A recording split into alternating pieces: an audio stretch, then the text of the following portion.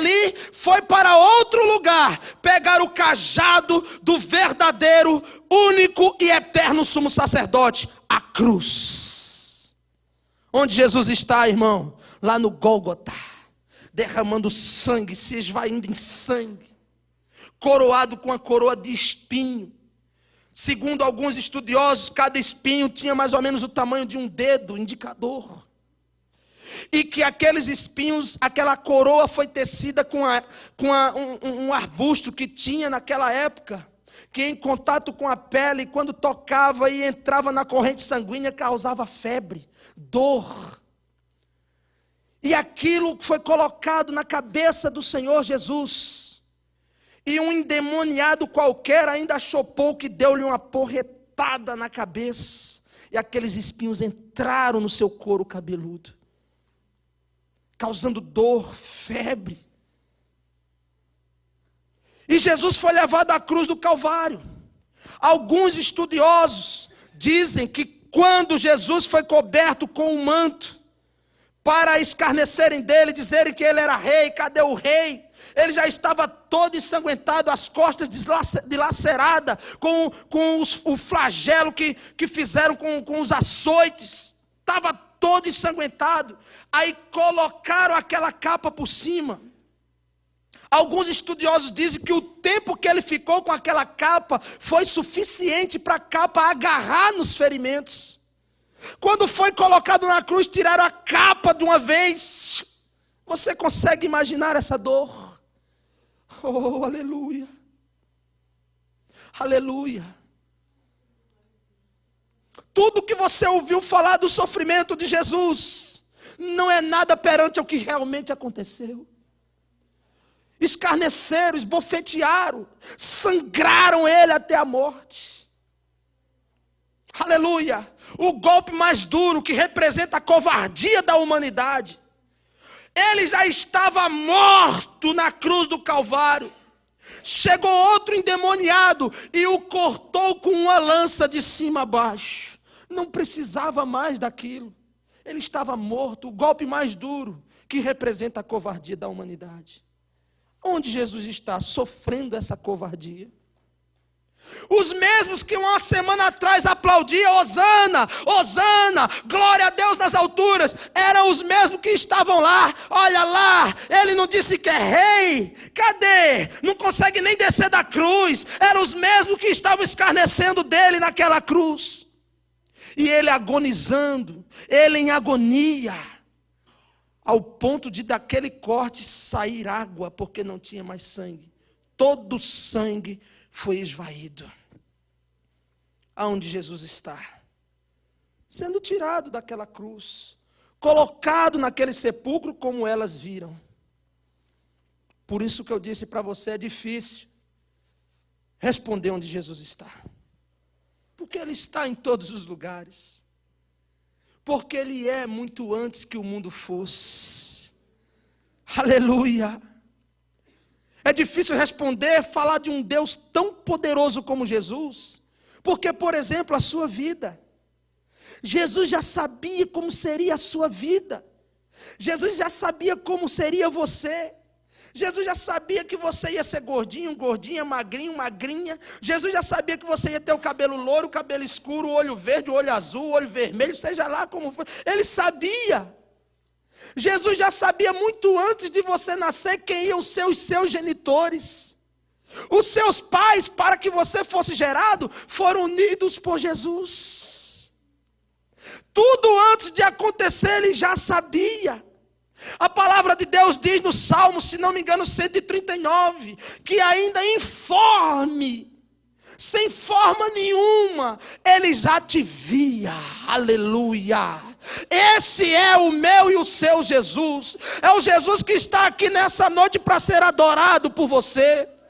Aonde está Jesus? Onde está esse Jesus maravilhoso? Aquela mulher estava em agonia, em prantos, porque queria dar um enterro decente, queria fazer um velório decente, e perguntava onde estava Jesus.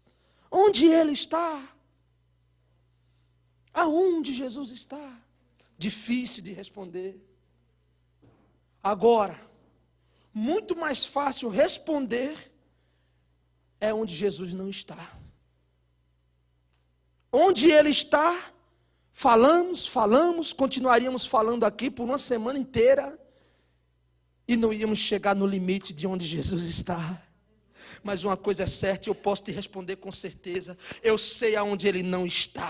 Sabe aonde Ele não está? Aonde Maria Madalena procurava. Ele não está mais no sepulcro. Eu sei aonde Ele não está e você sabe também. Ele está em todos os lugares. Ele está na tua casa. Ele está no meio da tua família lá no Brasil. Ele está trabalhando no teu business. Ele está trabalhando na tua companhia. Ele está trabalhando na tua família. Ele está trabalhando na tua saúde. Ele está em todos os lugares. Mas existe um que Ele não está no sepulcro, porque Ele está vivo. Ao terceiro dia se cumpriu a promessa do Deus vivo de Israel. Ele ressuscitou, aleluia.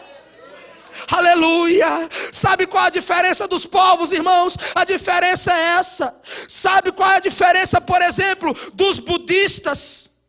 Sabe por que muitos budistas, apesar de queimar incenso a vida inteira, ainda estão vazios? Porque o túmulo de Buda está cheio.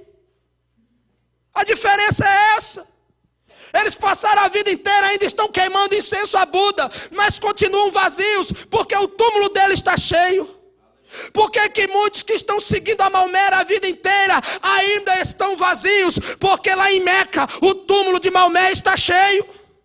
Por que muitos estão vazios ainda? Muitos que seguem a doutrina de Allan Kardec estão vazios, porque o túmulo de Allan Kardec ainda está cheio. Mas sabe por que existe uma igreja cheia do poder de Deus na terra? Porque o túmulo de Jesus, o dono da igreja, está vazio. Aleluia! Levante a sua mão, glorifique ao Deus vivo. Ele está vivo para todo sempre. Aleluia! Essa é a diferença. Pastor, mas mesmo estando aqui, eu não estou cheio como o senhor tem falado. Porque de repente tem acontecido com você o que acontece com muitas pessoas. Você está na igreja, mas o seu coração não está.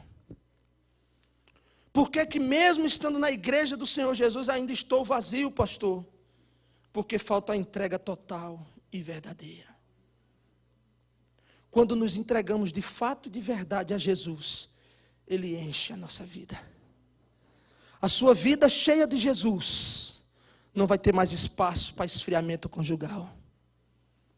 O seu casamento cheio de Jesus não vai ter espaço mais para crises emocionais, existenciais, para traições, para adultérios.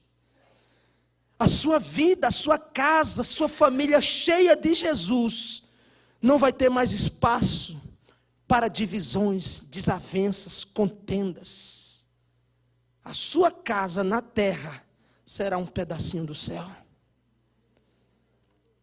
Então é fácil de responder onde Jesus não está. E também existe um lugar, se Ele ainda não está, que Ele gostaria de estar. O seu coração. Aleluia. Apocalipse 3:20, a palavra de Deus diz assim: eis que estou à porta e bato. Se alguém ouvir a minha voz, abrir a porta, eu entrarei, cearei com ele e ele comigo. Isso quer nos dizer intimidade. Essa é a proposta de Jesus para você. Não é um Deus ausente, não é um Deus de outra galáxia. Não é um Deus que criou essa terra, soltou a gente aqui e deixou por conta do à toa, não. Ele está presente. Ele quer intimidade com você. Quer estar dentro do teu lar. Quer estar dentro da tua casa, do teu casamento. Ele está à porta. E eu entendo que se Ele está à porta batendo, é porque Ele está do lado de fora. Era a situação dessa igreja. Ele estava do lado de fora, porque alguém que está batendo na porta é porque está do lado de fora. Se Jesus ainda está do lado de fora, quando Ele bater, Ele está batendo hoje essa noite inteira. Desde o início do culto Ele está batendo. Então deixa Ele entrar. Aleluia. Porque o que Allan Kardec a vida inteira não conseguiu fazer, Jesus nessa noite vai fazer. O que a padroeira do Brasil, Aparecida, Desaparecida, seja lá quem for, não conseguiu fazer, nessa noite Jesus vai fazer. O que Buda, com toda a sua gordura, com todo o seu